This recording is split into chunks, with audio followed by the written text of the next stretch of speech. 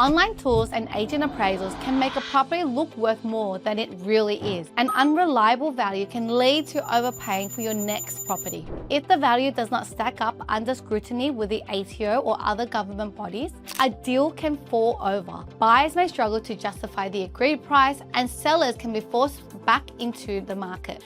Financial decisions based on inflated estimates often create unnecessary risk. When money is on the line, the ATO rely on certified property valuations, not quick estimates. Here is the truth. A valuer does not guess. They do not average suburb prices, and they definitely do not use online estimates. They rely on one thing more than anything else: comparable sales. So, what does a valuer actually do day to day when putting a report together? What sales matter and which ones do not? And why can two houses on the same street end up with very different values? If you are a property owner who wants fewer surprises and more control, understanding these changes everything. Hi, Kim here, helping everyday Australians understand what their properties are really worth. Because valuations do not just affect buying and selling, they affect capital gains tax, SMSF reporting, and whether your figures stand up to formal review. Every valuation report has to answer one core question: what would this property realistically sell for in today's market? And the main way that question is answered is by comparing it to properties that have already sold. Not asking prices, not opinions, actual sales. That is where comparable sales come in. A comparable sale is not just any property that's sold nearby. It's a sale a property valuer can defend. That means the property needs to be genuinely similar. Similar location, similar land size, similar zoning, similar dwelling type, similar condition. If these fundamentals do not line up, the sale carries far less credibility in the assessment. Distance alone does not make a sale comparable. Price alone does not make it relevant. And the highest sale in the street is rarely the best example. A comparable sale also needs to be recent. Markets move. A sale from last year may no longer reflect today's condition. This is where valuers draw a line. What evidence fits?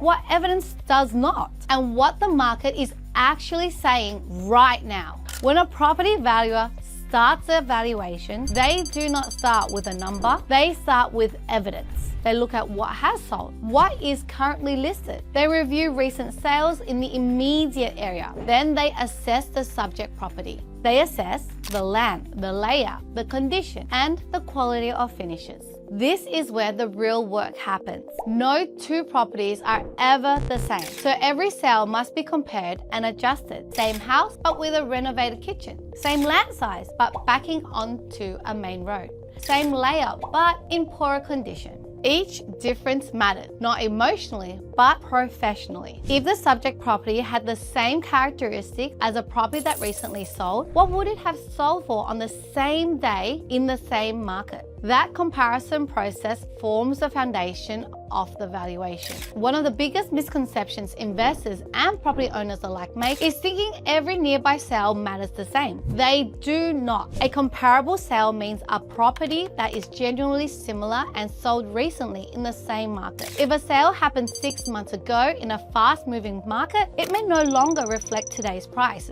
Another common mistake is relying on listings. A listing is an asking price. It shows what a seller hopes to get, not what the market is willing to pay. Online estimates work the same way. They use broad data, not a physical inspection and not professional judgment. Suburb median prices can also be misleading. A median is just the middle price of all sales in a suburb. It does not account for quality, condition, or unique features. Another mistake is focusing on one strong sale. One sale does not set the market. Property valuers look for patterns, multiple similar sales telling the same story. That is how a value range is formed and how a valuation is supported. Have you ever seen two very similar homes in the same street sell for completely different prices and wondered how that makes sense? If you have, drop a comment below. Was it the renovation, the condition, the timing, or something else entirely. These small differences are exactly what property valuers look for when choosing and adjusting comparable sales.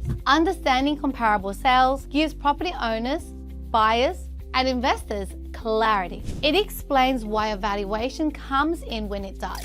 It shows why some renovations add value and others do not. It also helps investors prepare better before buying, refinancing, and before challenging a valuation. If this has helped, give the video a like. It helps more Australians find clear, practical guidance on understanding their property's true worth and how it fits into their broader financial strategy. And if you want fewer surprises and better outcomes, start thinking like a property valuer.